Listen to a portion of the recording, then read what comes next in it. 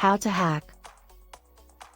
A hacker is simply someone who has a vast understanding of computer systems and networks.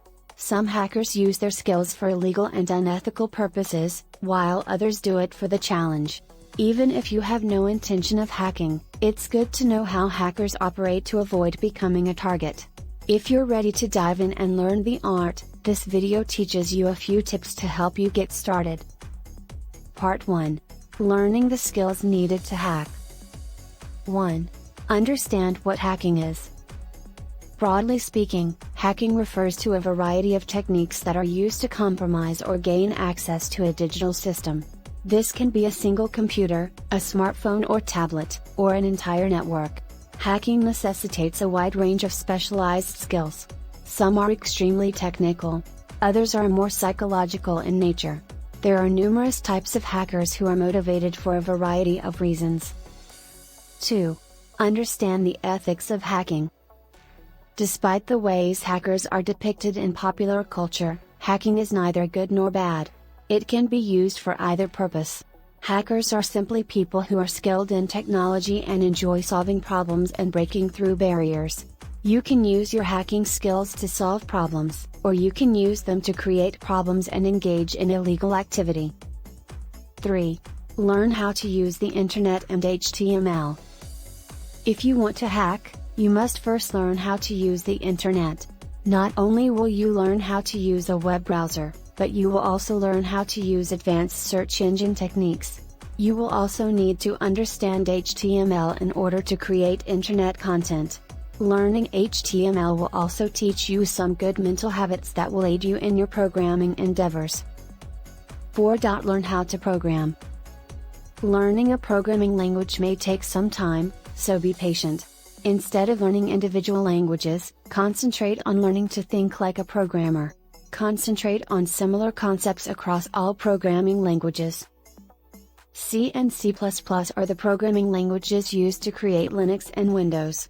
It teaches something very important in hacking, along with assembly language, how memory works. Python and Ruby are high-level, powerful scripting languages for automating a variety of tasks. PHP is worthwhile to learn because it is used by the vast majority of web applications.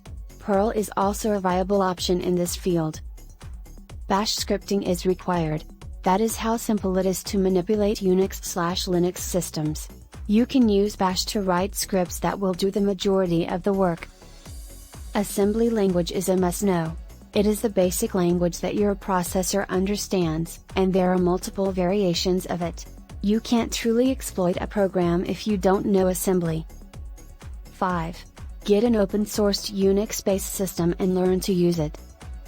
Based on Unix, there is a large family of operating systems, including Linux.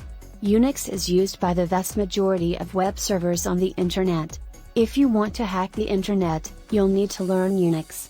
Furthermore, open-source systems, such as Linux, allow you to read and modify the source code, allowing you to experiment with them. Part 2. Hacking. 1. Secure your machine first. To hack, you must have a system to practice your excellent hacking abilities. However, make certain that you have the necessary authorization to attack your target. You have the option of attacking your network, requesting written permission, or setting up your laboratory with virtual machines. Attacking a system without permission, regardless of its content, is illegal and will land you in hot water.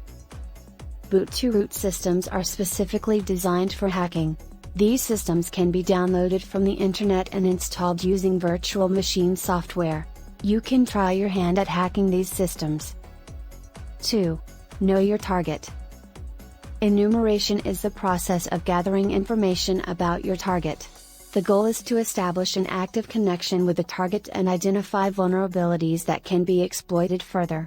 There are numerous tools and techniques available to aid in the enumeration process. NetBIOS, SNMP, NTP, LDAP, SMTP, DNS, and Windows and Linux systems can all be used for enumeration. You should collect the following information: usernames and group names, host names, network shares and services, IP tables and routing tables, service settings and audit configurations, applications and banners, SNMP and DNS details. 3. Test the target. Can you connect to the remote system? While the ping utility, which is included in most operation systems, can be used to check if the target is active, the results are not always reliable because it relies on the ICMP protocol, which can be easily disabled by paranoid system administrators. You can also use tools to see what email server an email is using. 4. Run a scan of the ports. You can use a network scanner to run a port scan. This will show you the ports that are open on the machine, the OS, and can even tell you what type of firewall or router they are using so you can plan a course of action. 5. Find a path or open port in the system. Common ports such as FTP 21 and HTTP 80 are often well protected, and possibly only vulnerable to exploits yet to be discovered. Try other TCP and UDP ports that may have been forgotten, such as Telnet and various UDP ports left open for LAN gaming. 6. Crack the password or authentication process. There are several methods for cracking a password. They include some of the following. Brute force: avoid using simple words as your password. Make sure to use a combination of letters, numbers and special characters. A brute force attack simply tries to guess the user's password.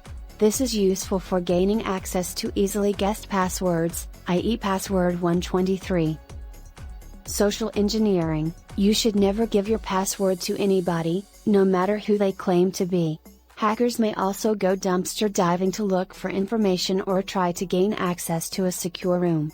Always shred any documents that contain personal information before you give them your password. Phishing: always check that a website is secure before clicking on any links in an email. ARP spoofing: hackers have created fake Wi-Fi access points that anyone can sign into. Apps on phones give them names that look like they belong to the local establishment. If people sign in over an unencrypted connection, the app stores their data and gives access to the hacker. 7. Get super user privileges. You need a user account with super user privileges to see all files on a computer. For routers, this is the admin account by default, unless it has been changed. There are a few tricks you can use to gain access to a computer's files and folders. 8. Create a backdoor. You may need to install a piece of malware on an important system service such as the SSH server. This will allow you to bypass the standard authentication system.